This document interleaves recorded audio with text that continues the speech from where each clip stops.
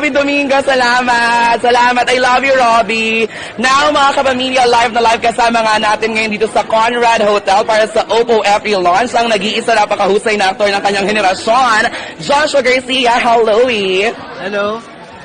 Kamusta? Mabuti ako? Oo, nakakatuwa kasi syempre very parang unti-unti na nagiging bukas at open talaga ang relationship ninyong dalawa ni Julia Barreto. Gaano na ba talaga ang level nito? Todohan na?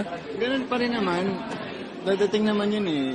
Dadating yun pag sa tamang panahon naman. Hindi naman nagmamadali yung relasyon namin eh. Diyan lang yan. Ano na ba kayo? Kayo ba ay umamin na talagang mag-boyfriend and girlfriend na kayong dalawa o wala pang label? Wala kami nga aminin kasi wala pa eh. Wala pa. Hopefully. Soon. Pero based sa mga Instagram photos mo talagang sobrang nakita ko yung pagiging vocal and open mo sa pagpapa-express ng yung pagmamahal sa kanya, di ba? Yes, sino ba namang hindi magkakagusto kay Julia, di ba? Pero si Julia kasi is matalinong tao and hindi siya easy na makuha. So, kailangan mo talagang paghirapan.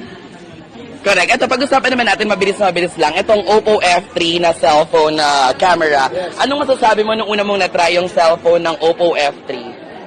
Ang galing kasi ang linaw ng camera niya. Hindi, akala mo kasi ano eh, na malabo. Ganun kasi yung mga phone. Pero ito ang linaw ng camera na pwede mo talaga siya. Para sa'yo, anong pinaka-favorite feature mo ng Oppo F3? Gusto ko yung dual selfie camera and yung battery. Wow, kasi pang matagalan talaga ang battery at ang dual selfie camera. Siyempre, Yung battery. hindi natin papatagalin pa, no? Kung kanina kami ni Robbie, sumelfie kami ng bongga. At napag-usapan namin ng napakabilis